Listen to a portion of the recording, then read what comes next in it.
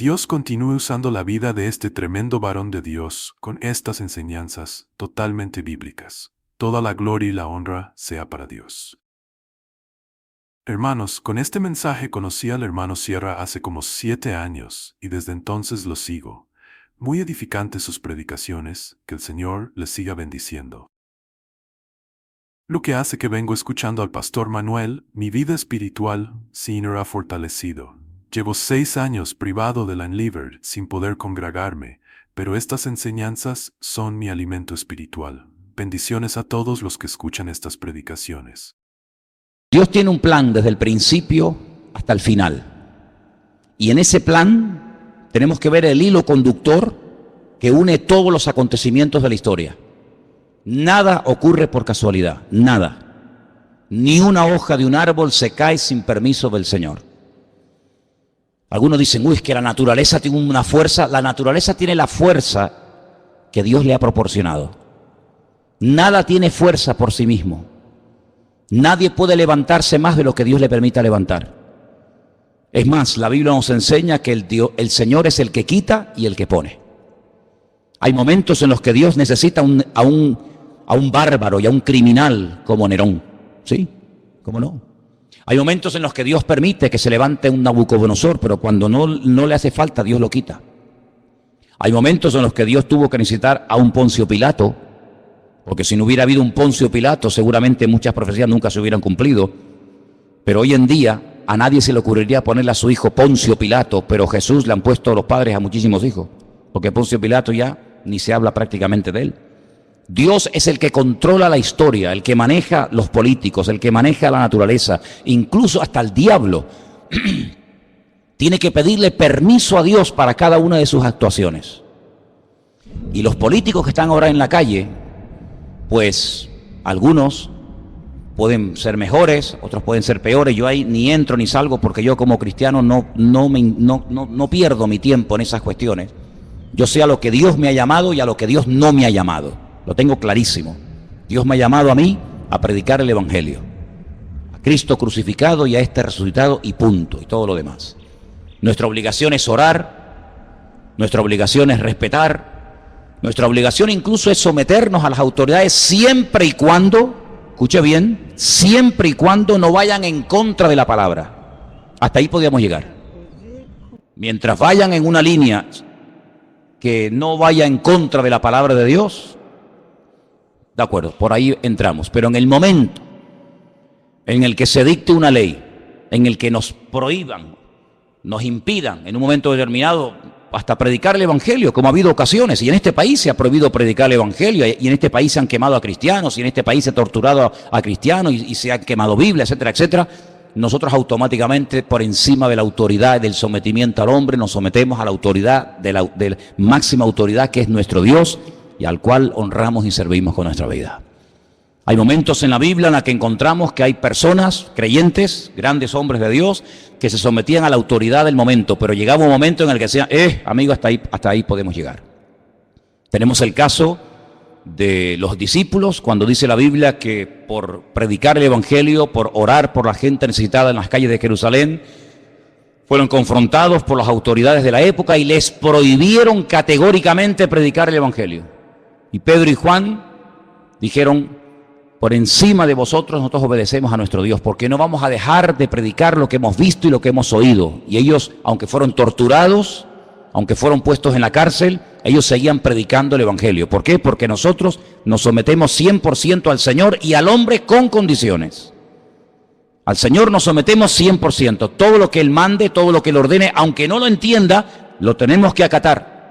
Hay momentos en los que Dios a lo largo de la historia dio leyes, mandamientos a sus hijos que son muy difíciles de entender. Por ejemplo, cuando Dios le pide a un padre que sacrifique a su hijo sobre un altar. Díganme ustedes si eso no tuvo que ser una prueba tremenda. Cuando el Señor permitió que a José lo vendieran sus propios hermanos y fuera acusado de un falso delito que no había cometido, como era abusar de la esposa del amo, de Potifar, ¿verdad? Sin embargo, nosotros sabemos perfectamente que para poder vivir en paz y en armonía, con el que tenemos que llevarnos bien es con el Señor. Porque Él nunca nos va a fallar, amén, hermanos. Él nunca nos va a fallar. Quiero que vengan conmigo a una de las cartas que el apóstol Pablo escribió a su hijo en la fe, a Timoteo. Y en una de las cartas que Pablo le escribe a Timoteo, es muy interesante lo que nos dice en 1 Timoteo capítulo 2. 1 Timoteo capítulo 2 dice en verso 1, exhorto ante todo a que se hagan rogativas, oraciones, peticiones y acciones de gracias por todos los hombres. Esa es nuestra obligación, orar por todos los hombres, por los reyes y por todos los que están en eminencia, para que vivamos quieta y reposadamente en toda piedad y honestidad. Pero la iglesia no está en este mundo, hermanos, para casarse con nadie. La iglesia, el pueblo de Dios está en este mundo para denunciar el pecado. La iglesia está en este mundo para ser una voz profética en contra de la corrupción, en contra de la injusticia, en contra de todo aquello que Cristo no haría y que Cristo no mandó. ¿Cuántas veces oímos comentarios de la gente que dice, en este país la justicia es un cachondeo? ¿No habéis oído ese comentario? En este país la justicia no existe. Y es tremendo, ¿no? Es tremendo ver a veces auténticas injusticias en nombre de la falsamente llamada justicia. Pero nosotros no tenemos que derrumbarnos y tenemos que sentirnos, digamos, defraudados. Porque yo siempre he dicho que para no sentirte defraudado lo mejor es no esperar nada de nadie. Y si tú pones una confianza, una fe, una expectativa, una ilusión en proyectos, en ideas, en un programa electoral, o llámalo como quieras, y luego no se cumple por lo que sea, porque no se pudo, porque no se quiso, por lo que fuera, pues mucha gente se lleva tremendas desilusiones. Y por eso muchas veces en los países el nivel de abstención de la gente que tenía que haber votado es enorme. ¿Por qué? Porque la gente está quemada. La gente pasa de todo. Porque saben que muchas veces por ilusionarse con un proyecto político, con una persona, con un grupo, a la larga pues te puedes llevar una desilusión tremenda. Pero nosotros ya hemos aprendido la lección de la historia. Para nosotros esto no es nada nuevo, hermanos. Sabemos en la Biblia que las cosas son tan cambiantes y que en una hora todo puede cambiar y ser completamente diferente. Dice la Biblia que hubo un momento en Canaán, en la tierra de Canaán, donde vivía Jacob con sus hijos, que había hambre, había necesidad, no había trabajo, los animales estaban muriendo de sed, no había comida, no había nada. Y Jacob manda a sus hijos a Egipto. Y todos conocemos, hermanos, que allí en Egipto se encontraba su hijo José. Y todos, para no alargar demasiado la historia, todos sabemos que con el paso del tiempo, toda la familia, casi 70 personas, deciden trasladarse de Canaán a Egipto. Y cuando llegan a Egipto, pues José es una de las personas más importantes del imperio de Egipto. Y el faraón le dice, oye, recibe a tu padre y las mejores tierras, las mejores posesiones, dáselas. Y se fue a la tierra de José, en la desembocadura del río Nilo. Y allí pues ellos llevaron una vida de maravilla. Pero dice la Biblia que cuando murió ese faraón, todo cambió. Aquello que empezó tan bonito, aquello que empezó siendo algo tan maravilloso, una puerta abierta de ser pobre gente allí en Canaán que no tiene ni para comer, ni agua tenían, y ahora verse como las personas más importantes de Egipto, pero todo cambió. Dice que se levantó otro faraón que fue completamente diferente al anterior faraón y lo fue convirtiendo paulatinamente, poco a poco, en la mano de obra barata, en auténticos esclavos. Y aquello que empezó tan bonito terminó siendo un desastre. Y dice que la aflicción, el llanto, la muerte, la esclavitud se apoderó de aquellos miles y miles de personas que se habían ido reproduciendo y reproduciendo en Egipto. Y bueno, y cada día era peor, y más presión, no salieron a tiempo. Tenían que haber salido antes, pero no supieron discernir los tiempos. Se quedaron demasiado tiempo en Egipto. Tenían que haber ido y salir, pero se quedaron allí. ¿Por qué? Porque se salían cómodos, había trabajo, había abundancia, había prosperidad. ¿Para qué voy a volver otra vez a Canaán? ¿Para qué? No salieron a tiempo.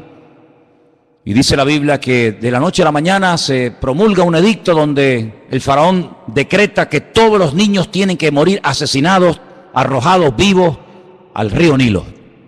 Y dice, pero bueno, ¿y a qué viene esto?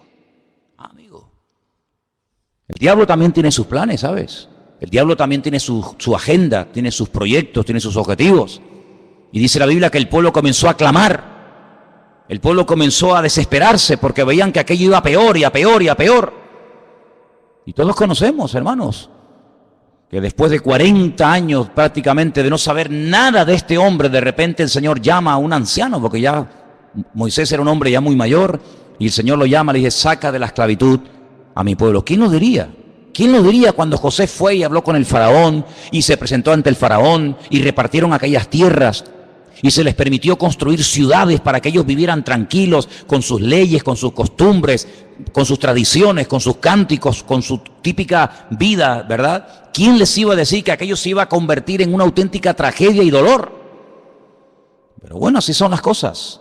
Y tuvieron que aprender que poner la confianza, poner la fe en el hombre es lo peor que una persona puede cometer en esta vida. Hemos aprendido de la historia, hermanos, hemos aprendido los cristianos a base de sangre, a base de martirio, a base de muerte. Maldito el hombre que confía en el hombre.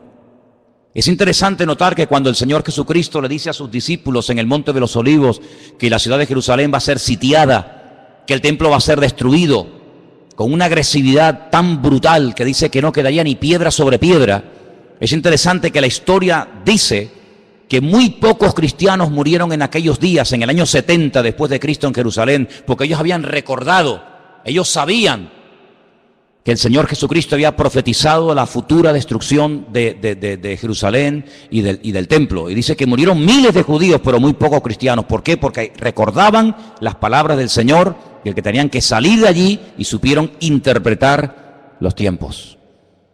Y nosotros si algo necesitamos hoy en día más que nunca es discernimiento espiritual. Amén. Las cosas no ocurren por casualidad. Saber por qué pasan estas cosas y de dónde salió y por qué está ocurriendo esto. Y hermanos, estamos oyendo en estos días en televisión nombres de los tiempos de la Biblia. Dice la Biblia que el primer poderoso de la tierra, por así decirlo, el primer tipo del anticristo, el primero de todo fue Nimrod. Tremendo. Y en estos días hemos oído hablar de la destrucción de la ciudad de Nimrod, ¿verdad? ¿Qué te parece? Y estamos oyendo hablar otra vez de Nínive. Y estamos oyendo hablar de lugares bíblicos. Pero es que la palabra de Dios nos enseña que esos sitios quedarían totalmente arrasados y que no quedaría piedra sobre piedra y que esas ciudades serían cueva de hurones y de chacales. Y estamos viendo cómo estas personas entran en ciudades emblemáticas con una cultura y con una trayectoria, y con una arqueología y etcétera, y vienen y arrasan con todo. Pero eso es casualidad, no. Está escrito en la palabra, hermanos, tenéis que leerlo. Está escrito en la palabra que de esas ciudades no quedaría ni el polvo, ni el recuerdo de esas ciudades. Y estamos viendo cómo se están cumpliendo las palabras del Señor, las profecías de una forma impresionante. Y tenemos que abrir nuestros ojos porque la Biblia dice que el Espíritu estaría hablando a la iglesia continua y permanentemente. Y tenemos que oír lo que dice el Espíritu. Tenemos que saber interpretar lo que está ocurriendo. Porque nada, vuelvo a repetir, ocurre por casualidad. Es interesante notar, yo leía en esta semana que cuando le llega la noticia al patriarca Abraham de que dos ciudades muy importantes de la época iban a ser totalmente destruidas y nunca más se volverían a reconstruir, me refiero, como sabéis, a Sodoma y Gomorra, la Biblia nos enseña que Abraham empezó a orar, porque Abraham conocía a Dios. Y Abraham le dice al Señor, Señor, tú vas a destruir en las ciudades al justo y al injusto. Tú no eres así, yo te conozco. Si en esa ciudad hay 50 justos, tú vas a destruir una ciudad habiendo 50 justos en ella. Y el Señor le dice, si yo encuentro 50 justos en la ciudad, no la destruyo. Luego hay como una protección en una ciudad cuando hay un cierto y determinado número de creyentes. El problema es que no había 50. Pero cuando Abraham ve tan determinado al Señor y le dice, bueno, pero es que a lo mejor no hay 50, pero puede haber 45, y va bajando, y a lo mejor hay 40, y a lo mejor hay 35, y a lo mejor hay 30. Pues la conclusión a la que llegó Abraham es que el Señor podía destruir la ciudad porque en esa ciudad no había una protección, una cobertura que protegiera a la ciudad de la ruina. ¿Y sabéis por qué este país nos ha ido totalmente al garete? Por las oraciones del pueblo de Dios. Porque por eso el Señor dice que somos la sal de la tierra y la luz del mundo. Si no fuera por los creyentes, Venezuela ya no existiría, España ya no existiría, muchas naciones de la tierra donde se han hecho auténticas barbaridades y se siguen haciendo, ya no existirían, serían pasto de las llamas, serían destruidas por un terremoto, ¿sabe Dios por qué? Pero todavía se mantienen en pie por la misericordia del Señor. Porque allí están los hijos de Dios, clamando de noche y de día. Y hay momentos en los que Dios confronta a los profetas y le dice, yo no quería destruir Jerusalén, pero es que no encontré a un hombre, dice, no encontré ni a uno que hiciera vallado, no encontré ni a uno orando, y como no encontré a uno, pues la destruí. Hay como una protección, hermanos. Es interesante notar que cuando las tribus de Israel en el desierto reciben la orden de ir a tomar posesión de la tierra de Canaán, la Biblia nos enseña que Moisés mandó, lo explicamos en su momento, no sé si os acordáis, que mandó a 12 exploradores. Yo expliqué que la palabra espías y la palabra exploradores en la Biblia es completamente diferente. Lamentablemente, cuando en nuestras Biblias en castellano se habla de los 12 que fueron a reconocer la tierra, dice los 12 espías, pero no aparece la palabra espías, aparece la palabra exploradores. Y permítame que vuelva un poquito atrás. ¿Cuál es la diferencia? Pues es abismal. El espía entra ocultamente, secretamente, no quiere que lo descubran. La misma palabra dice, es un espía. Es lo que mandó Josué a la ciudad de Jericó. Entren tranquilamente, y mandó 2, lo mandó ahí a un montón de gente. ¿A dónde entraron? Pues a un sitio muy concurrido por gente, para no levantar sospechas, a una casa de prostitución, donde estaba Rahab, y allí ocultamente estuvieron y se escondieron, iban de espía. Los 12 mal llamados espías no eran así, eran exploradores que iban a reconocer la tierra. Una de las cosas que Moisés le dice, vayan y reconozcan la tierra, si las ciudades están amuralladas o no. Porque si no están amuralladas, esta gente no nos tiene miedo.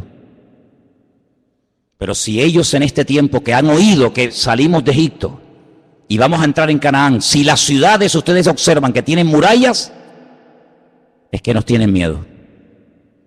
Y ellos contaron que las ciudades tenían murallas que llegaban al cielo como algo negativo, y era todo lo contrario, era algo muy positivo, porque dice la Biblia que Jericó estaba bien cerrada porque tenían miedo a causa de los hijos de Israel.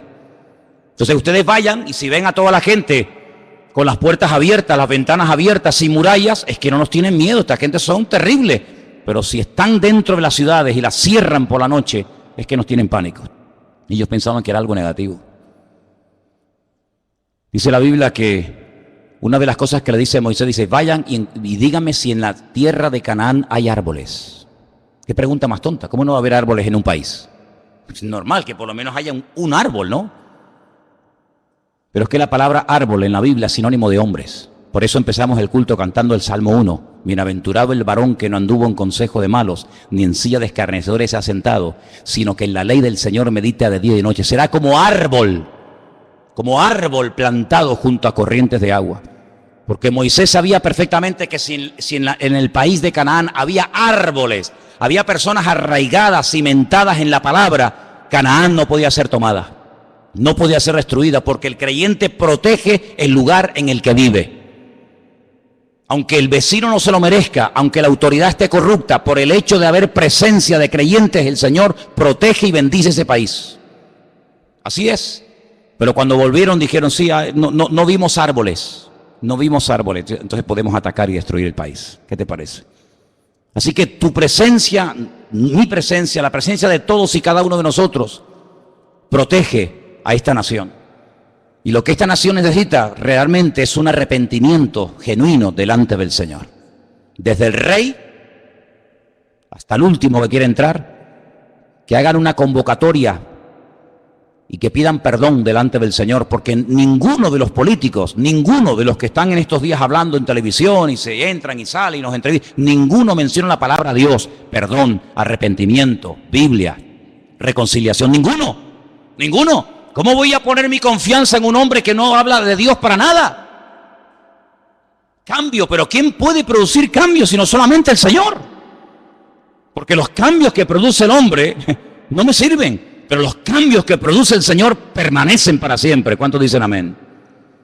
¿Cómo podemos hablar de esperanza y de ilusiones y de una nueva expectativa? Pero ¿en base a qué? ¿En base a qué edificamos nuestra fe? ¿En base a qué esperamos algo nuevo? En base a las promesas de Dios. Dice que como las promesas de Dios son sí y amén en Cristo Jesús, nosotros esperamos cielo nuevo y tierra nueva. Pero tenemos la confianza en la base de la palabra de Dios. pero ninguno menciona a Dios para nada. ¿Y cómo pretenden gobernar sin Dios cuando Él dijo, separados de mí, nada podéis hacer? ¿Cómo pretendemos llevar un país por el buen camino? ¿Cómo pretendemos llevar a la juventud de esta nación por el buen camino? ¿Cómo pretendemos que haya paz, que haya justicia, que haya reconciliación, que haya trabajo, que haya prosperidad sin Dios?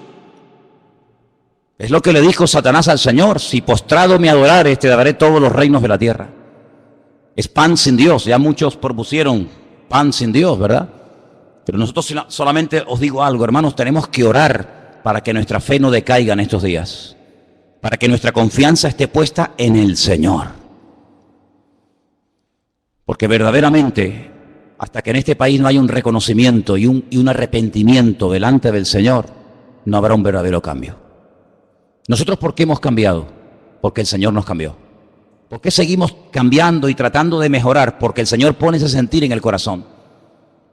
Pero ¿cuántos políticos son ateos? ¿Cuántos políticos aprueban la homosexualidad, el lesbianismo, el aborto? ¿Cuántos? Todos somos iguales. Mentira. ¿Cómo que todos somos iguales?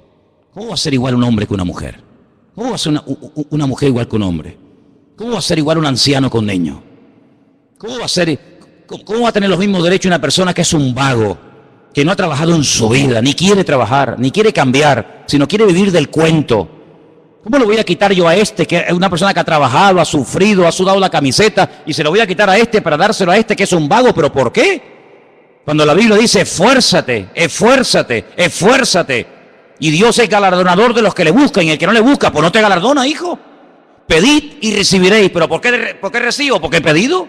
¿Y por qué he hallado? Porque he buscado. ¿Y por qué el Señor me bendice y me prospera? Pues porque hago lo que Él manda en su palabra. Dijo el Señor, ¿queréis ser mis amigos?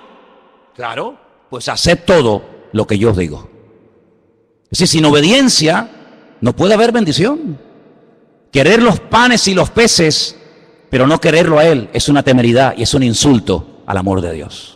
Y la gente quiere la bendición, la gente quiere los panes y los peces, la gente quiere lo bueno, pero no quieren pagar el precio. Y el precio, ¿saben cuál es? Sometimiento a la ley de Dios. Qué bueno sería que la gente dijera, bueno, nuestro programa electoral, ¿qué proponemos? Lo que propone la Biblia. Ese es nuestro programa electoral. Amaos los unos a los otros, perdón, poner en práctica las leyes económicas, que las leyes económicas de la Biblia son perfectas. Perfectas. Se evita la usura, el abuso, la vagancia. ¿No dice la Biblia, el que no quiere trabajar? ¿Qué dice la Biblia? Que no coma. Pero sin embargo, ofrecemos los panes y los peces a cambio de nada. Amados hermanos, estamos viviendo tiempos de cambios. Tiempos extraños. Tiempos donde ahora hace calor y al día siguiente nieva.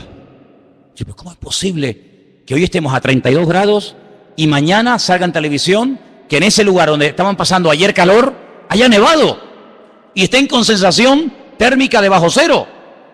Lo natural, siempre os he enseñado, es un reflejo de lo espiritual. Y estas cosas raras que estamos viendo en el clima, estas cosas extrañas, países que así son destruidos, como por ejemplo Nepal, con todo mi respeto, ¿qué era Nepal?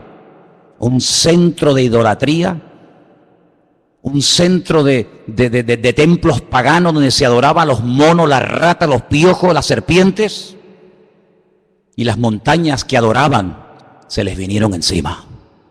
¿Qué te parece, amigo? Es que tenemos que ver el trasfondo espiritual de las cosas. No nos alegramos con la muerte de nadie, dice la Biblia. El Señor quiere que todos procedan al arrepentimiento, que todos busquen del Señor. Pero hermano, cuando ocurren ese tipo de tragedias en ciertos y determinados lugares, oye, veamos más allá. Es que se rompió toda la arquitectura. ¿Pero qué arquitectura me estáis hablando? Templo al dios mono, templo al dios rata, templo al dios piojo. Eso tenía que haberse destruido hace siglos. Siglos tenía que haberse destruido, pero no. Tremendo. Países que no han levantado cabeza. Países que siempre han estado y estarán siempre en la miseria más absoluta. ¿Por qué? Porque le han dado las espaldas a Dios. Y los misioneros, lean la historia de la iglesia, y los misioneros que antaño iban a esos lugares a predicar el evangelio, los colgaban, los crucificaban, los empalaban, los quemaban, y así les ha ido. El profeta Jonás fue a Nínive, dijo: de aquí a 40 días, dice el Señor, Nínive será destruida. Y Nínive no fue destruida, ¿sabéis por qué? Porque se arrepintieron. Ya el Señor tenía determinado el castigo, la destrucción, la aniquilación total y absoluta de Nínive. Pero Nínive duró mucho tiempo, porque hubo arrepentimiento. Dice que desde el más grande hasta el más chico se pusieron a orar, a ayunar, pidieron perdón. Esto le molestó mucho a Jonás. Jonás era un predicador muy extraño. La gente se convertía y se enfadaba. La gente pedía perdón y se enfadaba con Dios. O sea, yo lo sabía que se iban a arrepentir y tú los ibas a perdonar. Claro, ¿verdad? Pero ¿qué ha sido de esos países? ¿Qué ha sido de esos lugares donde antaño se predicaba el evangelio? Pues centros de idolatría, de paganismo. ¿Qué es lo que ha traído el Islam al mundo? Miseria. Eso es lo que ha traído el Islam. Miseria, pobrezas, donde 4 viven como reyes y el resto del pueblo ni en la Edad Media. Eso es lo que ha traído el Islam, el Corán. Miseria, pobreza, injusticias, países que no terminan de levantar cabeza. Qué tremendo, ¿verdad? Por eso, amados hermanos, nuestra confianza no está en el hombre. Nuestra confianza está en Dios. Si me preguntan ustedes, ¿y tú qué vas a hacer? Yo no creo en el hombre, en ninguno de ellos, en ninguno. Porque la historia nos ha demostrado a nosotros los cristianos que lo que empieza muy bonito, al final puede terminar convirtiéndose en una auténtica ruina. Y mi expectativa, mi confianza no está puesta en el hombre, mi confianza está puesta en el Señor. Nuestra obligación, ¿cuál es? Orar. Eso sí tenemos que hacer, orar. Porque esa gente sin oración son vulnerables. ¿Se imaginan ustedes un rey? ¿Se imaginan ustedes un presidente de un gobierno? ¿Se imaginan ustedes un gobierno sin la ayuda del Señor? Es una locura, una auténtica temeridad. Y las barbaridades que se han hecho, lo que se ha saqueado, lo que se ha robado, lo que se ha mentido, lo que se ha tapado, ha sido algo realmente tremendo. Y la iglesia tiene que despertar ante la realidad de que a veces hay mucha corrupción y mucha tiniebla porque hay poca luz. Cuando hay poca luz, parece que hay muchas tinieblas. Pero cuando hay luz, las tinieblas se disipan, por pequeñas que sean. Tenemos que comenzar a tomarnos más en serio nuestra relación con Dios. Tenemos que comenzar a orar más por esta nación, para que el Señor verdaderamente ponga su mano y reconozcan que la única forma de llevar a este país a buen puerto es por la ayuda del Señor. Si no es por la ayuda del Señor, todos nosotros veremos con nuestros propios ojos cómo este país nunca levantará cabeza. Porque España, sinceramente, por la historia, España no merecía ni existir. Pero Dios ha tenido tanta misericordia y compasión de este país, pero porque en este país se ha derramado mucha sangre de hombres y mujeres que dieron su vida por Cristo. Cuando miramos al continente latinoamericano, desde prácticamente el sur de los Estados Unidos hasta la Patagonia, donde hay millones y millones y millones, docenas de países que hablan nuestro propio idioma, ¿verdad? Y la Biblia que utilizan es igual que la nuestra, pero ¿quién la tradujo? ¿Quién tradujo esa Biblia? Un hombre que se jugó la vida y un hombre que murió como un mártir por escribir la Biblia al idioma castellano. Y los que dieron su vida por introducir la Biblia en nuestro propio idioma para que nos llegara hasta el día de hoy, ni te imaginas.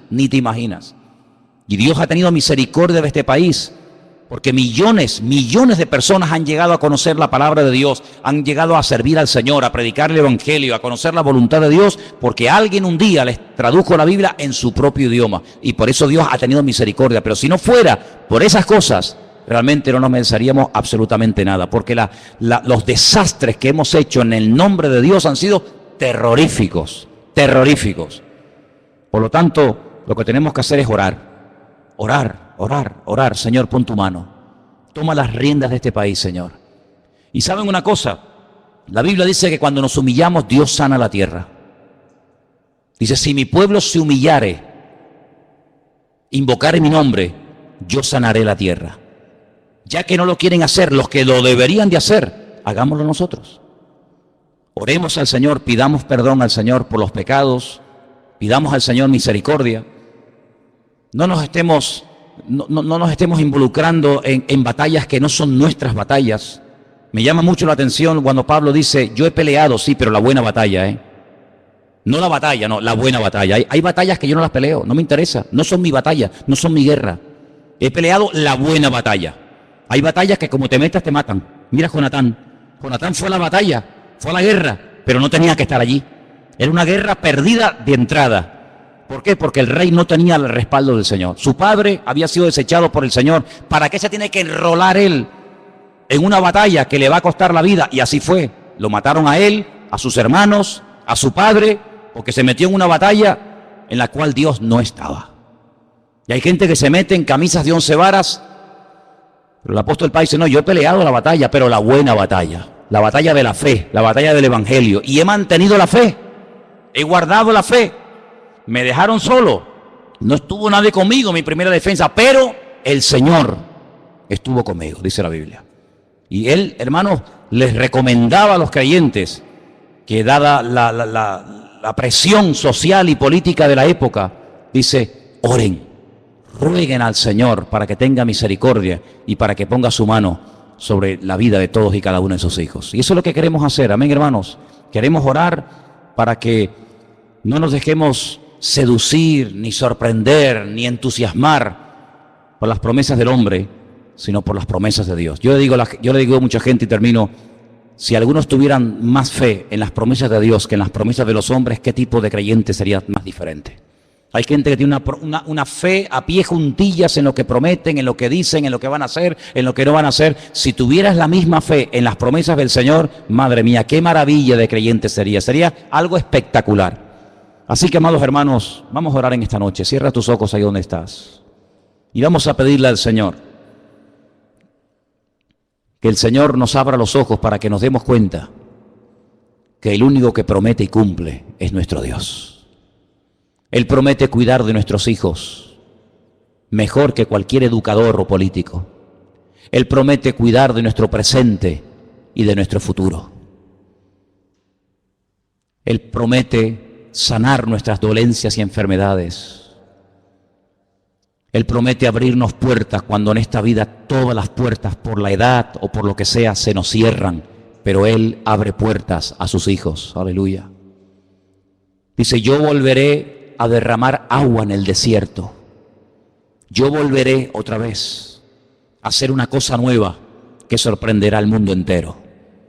Y por eso nuestra fe, que es un tesoro precioso, no la pongas, no la deposites, no la hipoteques en lo que no es de Dios. La fe se te dio para que la usaras para el reino, para ponerla en el Señor, para ponerla en la palabra, pero ten cuidado, no estés utilizando tu fe para un uso inadecuado, para algo que no tiene nada que ver con el reino y con lo que la palabra de nuestro Dios nos enseña. Nuestra fe tiene que estar puesta en el Señor. Al Señor tu Dios adorarás y a Él solo servirás. Él quiere la exclusividad. El Señor te quiere todo, 100% para Él. Y en esta tarde, Señor, queremos unirnos como iglesia y oramos por España, Señor. Oramos por el futuro de este país. Tú sabes, Señor, lo que este país, esta nación necesita. Tú sabes, Dios mío, las cosas que han ocurrido y que siguen ocurriendo en este país. Te rogamos en el nombre bendito y poderoso de Jesús, que tú tengas misericordia de este país, donde ha proliferado tanta maldad, donde te han dado las espaldas en las universidades, en los colegios, en los parlamentos, en los institutos, en todas partes. No te quieren, Señor. Pero, Señor, te pedimos en el nombre de Jesús que por amor a tu pueblo y por amor a tus hijos, bendice, Señor, sobre todo a tu pueblo que aquí está en este país. Señor, tú sabes, Señor, todos los cambios que se avecinan, tú sabes todas las caras nuevas y personas nuevas en el panorama político que se presentan. Señor, te pedimos en el nombre de Jesús que se haga tu voluntad, Señor. Que se haga tu voluntad, mi Dios. pero que no nos olvidemos que lo más importante es honrarte y servirte a ti, que es lo que verdaderamente tiene premio y recompensa y galardón, servir al Señor. Que utilicemos nuestro tiempo, nuestros dones, nuestra energía, nuestros recursos para extender el reino de Dios y su justicia. Y que hablemos, Señor, que hablemos en contra de la injusticia, en contra de la muerte, en contra de todo eso, que tu iglesia abra la boca, que seamos valientes y digamos no al pecado, no a la muerte y sí a la vida. Aleluya. Y que verdaderamente te reconozcan a ti, el único Dios vivo y verdadero.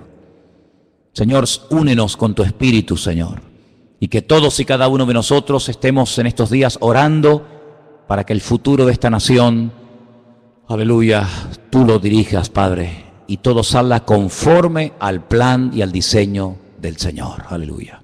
Te damos gracias, Dios mío, porque sabemos que tú eres bueno, que para siempre es tu misericordia y que tú tienes un plan y que todo apunta en una dirección. Y es a tu venida, Señor. Tú vienes pronto. Esa es la cruda realidad, que los tiempos se acortan, que tú vienes pronto y tu iglesia tiene que estar velando y orando para que no nos sorprenda las cosas como ladrón en la noche. Bendito sea, Señor. Gracias te damos en esta noche por este privilegio que nos das de entender tu palabra, de tener el mapa, la brújula de tu palabra en nuestras vidas. Que ahora más que nunca la leamos, la escudriñemos, porque en ella encontramos la respuesta, Señor. Te lo pedimos todo en esta noche en el bendito nombre de Jesús. Amén y amén.